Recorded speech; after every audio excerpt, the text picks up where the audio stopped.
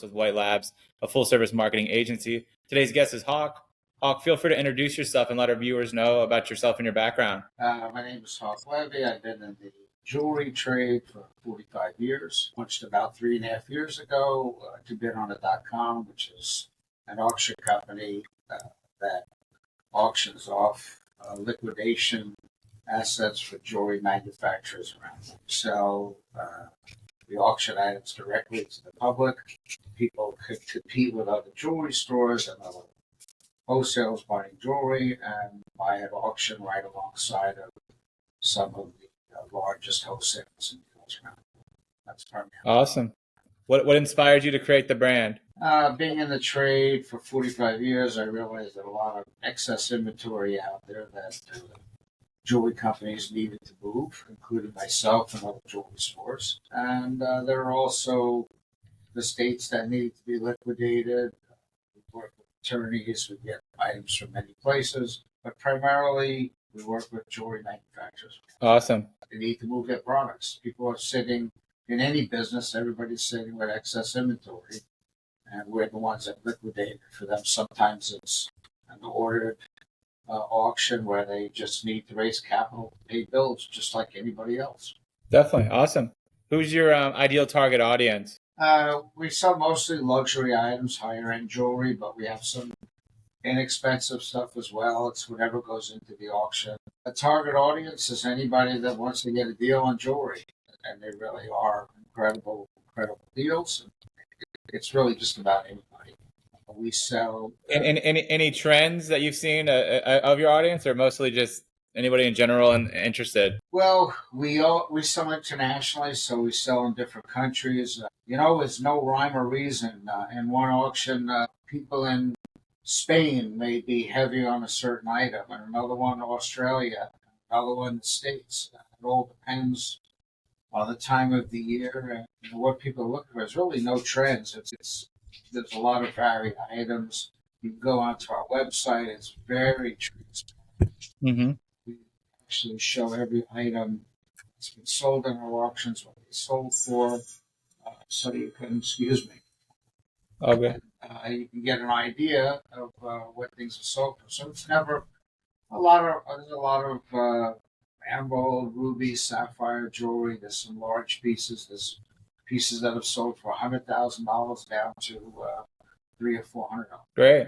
What makes you different, or shall I say better than your competitors? First of all, I'm in the jewelry trade for 45 years. So I have a good, clear understanding of the market. And if somebody wants to put something in my auction that's overpriced, I'm not going to take it. We're not here to hit people. We're here to try to get them the best deal possible. Most of the items in virtually every auction has a reserve. So there is a reserve price, and that reserve price has got to be right. It can't be a full retail price because there's no reason for people to buy at an auction if it's going to be a retail price. So I'm very, very, very well versed in the industry, jewelry business, and that's what I specialize in. It's typically what I know. Definitely. What are your most popular or best-selling products that you've had? There's no rhyme or reason. Honestly, it's if you look in the auction, it's just fine jewelry, any kind of fine jewelry. We don't sell too much costume, some sterling silver, but it's mostly fine jewelry. Believe it or not, the higher end items are really strong. We sell $10,000, $20,000, $30,000 pieces on a regular basis. That stuff seems to go because people. The truth is that people understand. People that shop for a $10,000, $20,000, $30,000 piece of jewelry, they're generally somewhat knowledgeable. The internet's there, so they can do their research. And there's an old saying: a knowledgeable buyer is our best buyer. So it's people that really understand what we're selling. Definitely. And so how many auctions do you have a month, or is it monthly? We do them once a month, from every 2 weeks to once a month. We're getting ready to move into a weekly auction very shortly. So that's coming down the pike. We're streamlining things. For our listeners, when is the next auction? The next auction is June 27th. So okay. Maybe you'll get this up beforehand. And yeah. can log in. That'll By be the way, easy. it's free. You want to log in and take a look and browse the auction. You can see what we're selling. There's no cost to do that. There's no cost to register. And the only cost is when you bid and you win, you got to pay for the item. Definitely. I'm actually looking right now. You already got my interest. What is your future plan for yourself and the brand? We're actually we right now have two brands. We started out. Excuse me. We started out. The branded company was Confiscated Assets Auctioneers, primarily because we got a lot of products that were, uh, through different estates and trusts and divorces, and they're basically were confiscated, and we started auctioning them. That Oh, that posed some limitations. So our new branding is going to be Bering BERING auctions, and it all will be under the 2bitonit.com moniker. So the plans are is to launch that in the next 45 days. That is going to be some higher end, even higher than we normally do items. Really, our goal is to extend ourselves to a more affluent community and a higher end. We're going to be doing some national advertising and some high end name recognizable magazines, full page ads, and hopefully get our name out there more and more. It's all a key. The key is getting more people looking at the auction and bidding. It's just like any other business, getting more people involved. And, it only takes two people to bid on an item. yeah, You can have 5,000 bidders, but it only takes two people to buy an item. That's it. 100%. So starting the brand, I'm sure you've had a few of these. What are some challenges that you faced, and how were you able to overcome them? I don't consider branding, if you have a good name and a good brand, and also I have a good reputation in the industry. I came up with this basically tag to bidonit.com, and that's been a real zinger for us.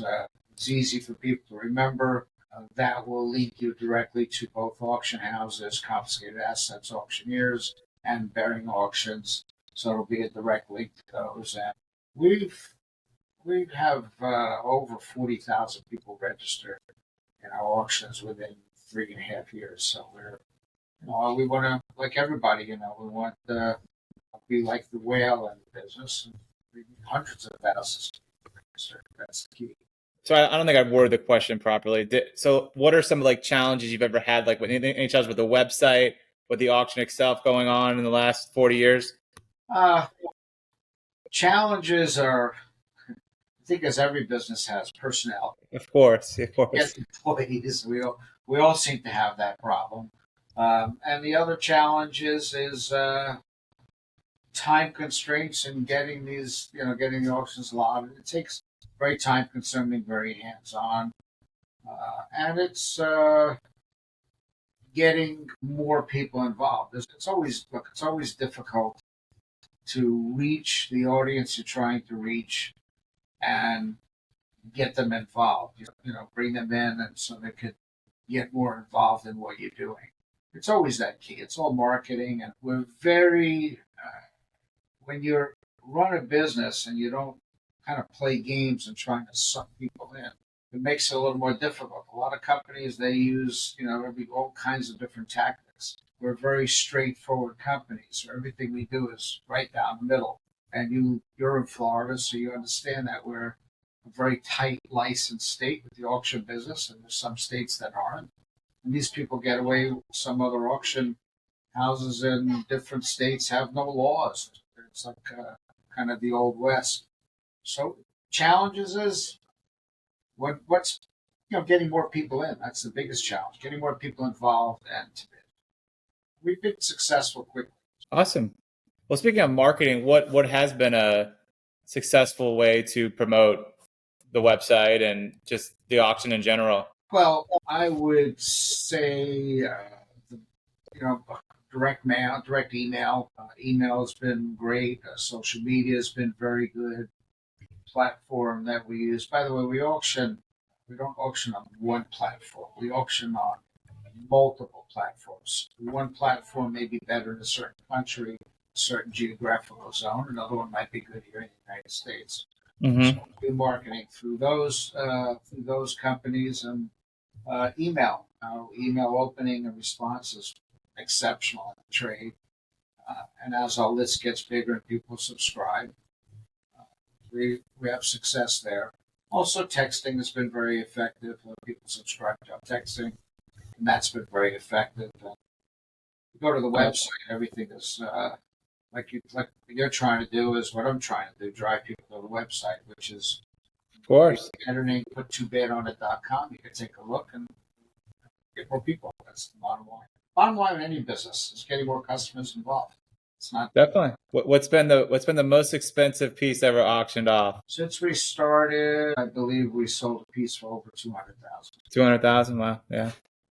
Wow. Like not like those go every day, but Yeah. I can imagine. and people were very happy with it. Of course. What advice can you give someone looking to start an online business or an e-commerce business in 2024? Don't quit by obstacles. Those small stepping stones, consider every little bump in the road an opportunity to learn more and move ahead. You can't. A lot of people, they get a small bump, and a big bump. They hit that big bump and they panic. Mhm. And the other thing is if you're starting a business, take 2/3 of your money, put into the business. You better have a third of the money available for marketing and advertising. Don't think that your product is the next best thing that everybody's going to be interested in. If you build a product, they're not just going to buy the product because it's great. You got to get the word out there. You got to spend money on marketing and advertising. That's Great really advice. That's the best advice I can give you. Great advice. All right, Hawk. Well, I really appreciate you coming on the podcast and sharing your story. And we'll look at the next auctions here. I appreciate what you're doing. It's great. It's a nice little step up, and I wish you the best of luck as well. And we'll see the response. We'd love to look at that response, and I'm sure this is a stepping stone to move into other marketing for you. And we'd be more than happy to take a look and see. You've been very persistent. By the way, be persistent. Don't quit. Be persistent. You're gonna hit 100%. That's persistence pays, right? right. Exactly. All right. Definitely.